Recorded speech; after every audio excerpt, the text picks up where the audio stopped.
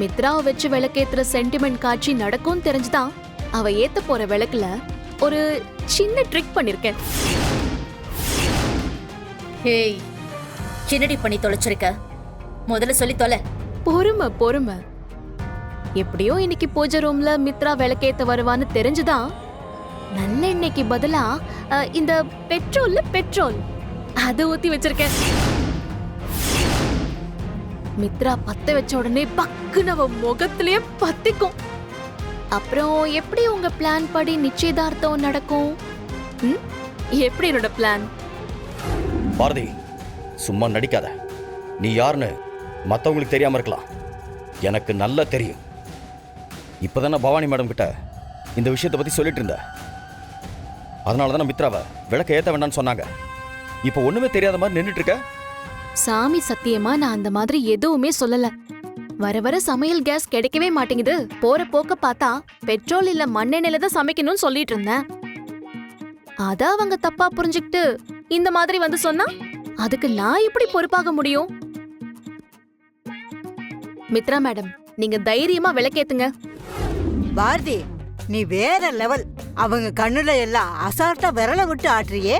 அழகா அவங்கள உசுப்பி விட்டு நீ விளக்கேத்திட்டியே. நல்லா பாருங்க, விளக்கு நல்லா தானே எரியுது. ஆனா பண்ணாத தப்புக்கு என்னையே தப்பு சொல்றீங்க. நான் சொன்ன விஷயத்த இவங்க தப்பா புரிஞ்சுக்கிட்டாங்க. இப்ப பாருங்களேன், என் மேல தப்பு இல்லைன்னு ப்ரூவ் பண்றதுக்கு இப்ப நானே விளக்கேத்துற மாதிரி ஆயிடுச்சு. வெல் டன் பாரதி, நீ என்னமோ பிளான் பண்ற. சாரி மித்ரா, பாரதி இப்படி ஒரு கேம் ஆடுவான்னு நான் யோசிச்சு பார்க்கவே இல்லை. எங்க நீ இந்த விளக்கு ஏத்துனா உனக்கு ஏதாவது ஆயிடுமோன்னு நினைச்சுதான் நான் கொஞ்சம் அவசரப்பட்டுட்டேன். எனக்கு புரியுது மேடம், நீங்க என்கிட்ட விளக்கமா சொல்ல வேண்டியதில்ல. அவ இப்ப பேசிட்டு போறத பார்த்தா கண்டிப்பா ஏதோ பெரிய திட்டம் ஒண்ணு வச்சிருக்கா. எது நடந்தாலும் அவளை காலி பண்ணிட்டு கண்டிப்பா நிச்சயத்தை நடத்தியே ஆகணும். முதல்ல அதுக்கு நம்ம ப்ரிப்பேர்டா இருக்கணும். பாத்துக்கலாம் மித்ரா, டைம் ஆச்சு, வா போலாம். அண்ணே, நானும் குழந்தைங்க எல்லாரும் ரெடி, கிளம்பலாமாண்ணே? அப்பா, நான் உங்ககிட்ட ஒன்று கேட்கலாமா? அக்கா தான் கேட்க சொன்னா. அது என்னடா கஞ்சத்தனமா ஒன்னே ஒண்ணு, நீ என்ன வேணாலும் கேட்கலாம். அப்பா, நீங்க மித்ரா மேடம் தான் கல்யாணம் பண்ணிக்க போறீங்களா?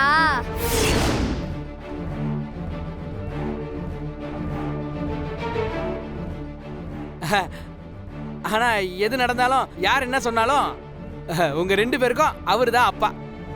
அதுல எந்த மாற்றத்தையும் யாராலும் எதுவும் பண்ண முடியாது. ஓகேவா? இப்போ நம்ம எல்லாரும் ஜாலியா போய் ஐஸ்கிரீம் சாப்பிடலாம். சரி, போலாம் போலாம். வாங்க வாங்க.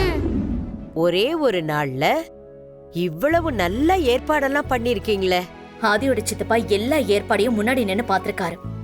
அவர்தான் நிச்சயதார்த்தத்துல இருந்து கல்யாணம் வரைக்கும் எந்த குறையுமே வந்துடக்கூடாதுன்னு எல்லா ஏற்பாட்டையும் ஆள் போட்டு பாத்துக்கிட்டாரு.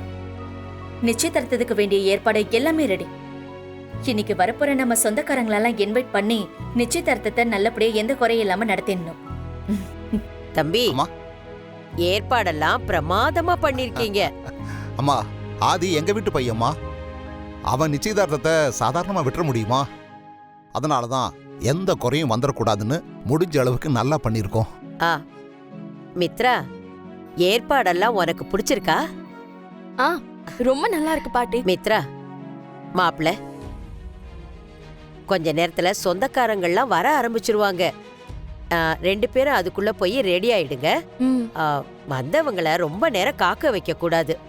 அது மட்டும் இல்ல, நல்ல நேரத்துல நிச்சயதார்த்தத்தை நடத்தி ஆகணும். சரி, ஓகே பாட்டி. மேக்கப் ஆர்டிஸ்ட் வந்துருவாங்க, நான் சீக்கிரமா போய் ரெடி ஆயிடுறேன். சரி ஆதி, நீங்களும் சீக்கிரமா ரெடி ஆயிடுங்க. வா. ஏ நந்தினி, என் பேக்ல போன் இருக்கும். அந்த போன்ல மேக்கப் ஆர்டிஸ்டோட நம்பர் சேவ் பண்ணியிருக்கேன்.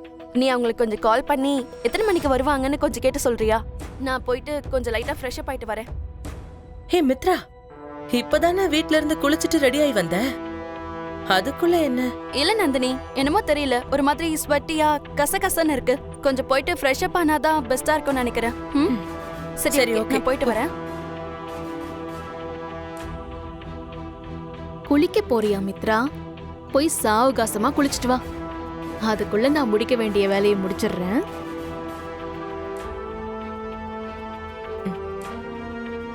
சிக்னல் வரவே இல்ல. சுத்தமா இந்த ரூம்ல டவர் வராதோ? வெளியே போய் கால் பண்ணி பார்க்கலாம்.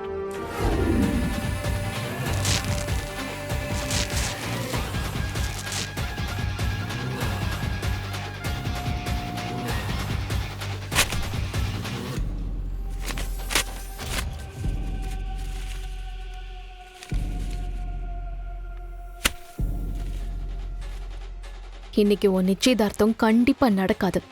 அதை நான் நடக்கவும் விட மாட்டேன். என்னோட ஆதியை நினைச்சு பார்க்கறதுக்கு கூட உனக்கெல்லாம் தகுதியே கிடையாது. பவானியோட கூட்டு களவாணித்தனம் பண்ணி ஆதியை கொலை பண்ண பிளான் பண்ணிருக்கீங்களா? உங்களெல்லாம் என்ன பண்றேன்னு பாருடி.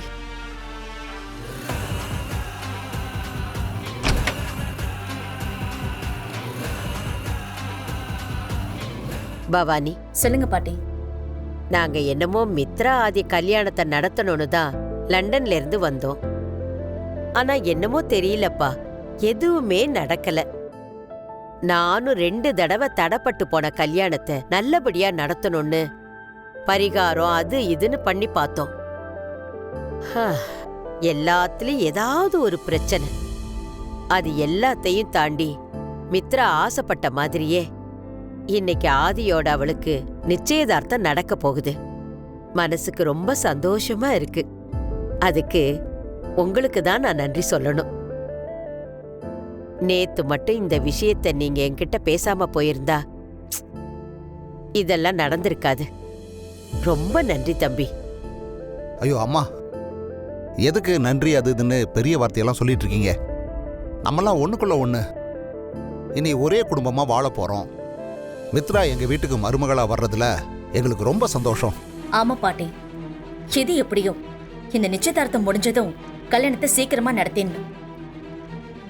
இன்னைக்கு வர ஐயர்கிட்ட நல்ல நாளா பார்க்க சொல்லணும். இந்த கல்யாணத்தை எவ்வளவு சீக்கிரம் நடத்துறோமோ அவ்வளவு நல்லது. ரொம்ப சந்தோஷம் பவானி. என் பொண்ணு அதை தான் ஆசைப்படுறா. ஏய் நந்தினி, மேக்கப் ஆர்டிஸ்ட் கால் பண்ணியா? கால் பண்ணேன். அவங்க வரத்துக்கு இன்னும் 1 hour ஆயிடுமா. அவங்கள கடைசி நிமிஷத்துல ஃபிக்ஸ் பண்ணதுனால அவங்களுக்கு ஏற்கனவே இருக்கிற கமிட்மெண்ட்ஸ் எல்லாம் முடிச்சுட்டு தான் வருவேன்னு சொல்லிட்டாங்க.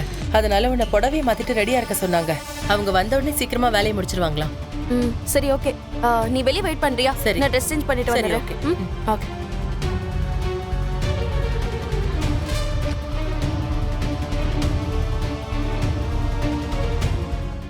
நான் நிச்சயமா சும்மா கண்டுபிடிச்சேன். இருமா. பாட்டு, பாட்டு, பெரியம்மா, வாங்க.